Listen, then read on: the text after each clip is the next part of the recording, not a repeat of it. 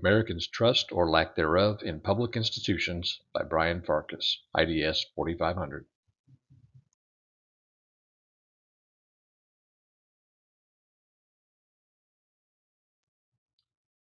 I have worked in the railroad industry since May 6, 1996. Throughout the years, I have participated in the labor movement, first as a rank and file member, and later in various roles within my labor organization, the Brotherhood of Locomotive Engineers and Trainmen, BLET. I've been a local chairman and legislative representative with my division.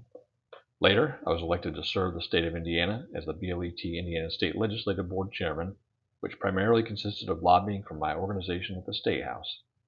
I now serve the organization in a full-time capacity as General Chairman, which my primary duties are to negotiate labor contracts and engage in arbitration tribunals between the organization, the railroad carrier, and a member of the National Mediation Board. So, looking back on all my experiences as a labor officer and as a member of the organization, the following questions have come to mind that will be addressed in my thesis. Does easy access to the internet cause the general public to distrust the media? If so, what are some strategies to counteract misinformation found online? 2. Did past innovations in how we communicate play a role in the public's distrust of their institutions as a whole? If mass communication aids in the erosion of public trust of institutions, could the same medium be used to regain it? And finally, given the ability to obtain and/or spread false information on the internet, what are some ways that public institutions can counter misinformation in order to regain or regain public trust?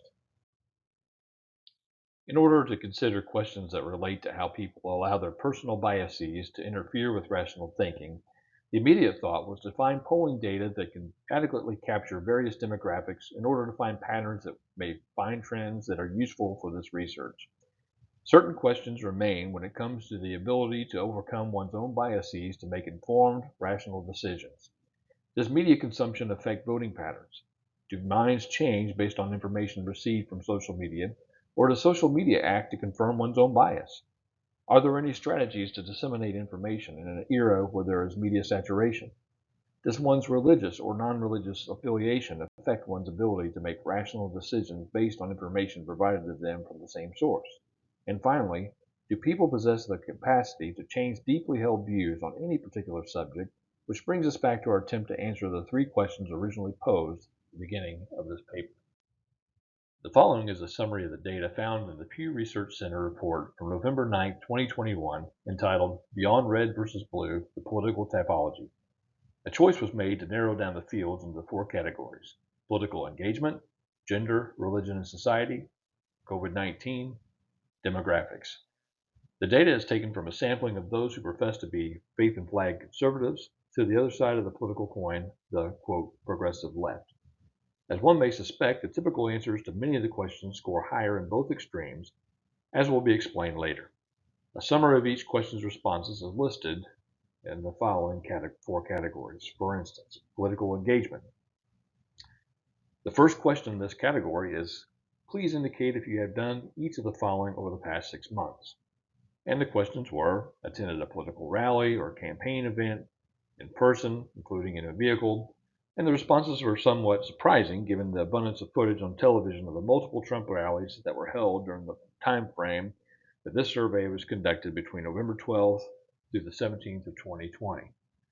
The faith and flag conservatives polled at 11%, while progressive left polled at 5%.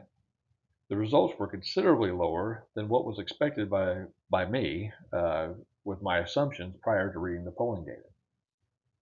When it comes to donating money to political campaigns within the past 6 months, the numbers closely mirror one on both extremes with a 31 to 35% margin. Those who are most vocal about politics seem to prefer spending money on a candidate over attending political rallies. The numbers decrease slightly when it pertains to developing or displaying rather bumper stickers or banner in support of their preferred candidate within the past 6 months, which the faith and flag conservatives polling at 34%, while the progressive left polled at 23%. One of the survey questions posed was whether the government and political affairs were followed by the participants. This question was asked by Pew between July 26 and August 8, 2021. Faith and flag conservatives polled higher than the political left at 55% to 44%, respectively. One could possibly extrapolate the inference that those who have a higher assessment of their own political knowledge may actually be experiencing what is known as the Dunning-Kruger effect, or DKE, which was discussed in the article When You Know Nothing But Think You Know Everything. The author explained the phenomenon known as the Dunning-Kruger effect, which, quote, occurs when your own incompetence prevents you from seeing your own incompetence. Cornell University's Dunning and Kruger developed their study that led to DKE from a humorous story about a man who robbed two banks in Pittsburgh in 1995. This man, MacArthur Wheeler, made no effort to disguise himself while committing his robberies in broad daylight.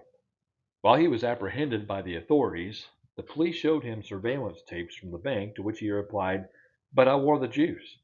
Mr. Wheeler, it seems, was under the impression that his image would be invisible on tape if he rubbed his face with lemon juice.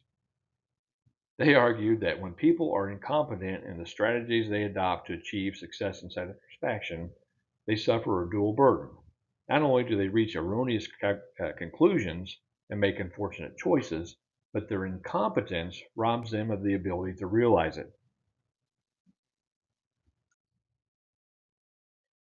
The information gleaned from my research indicates that the Internet, which includes social media, is not the root cause of the public's distrust in their institutions.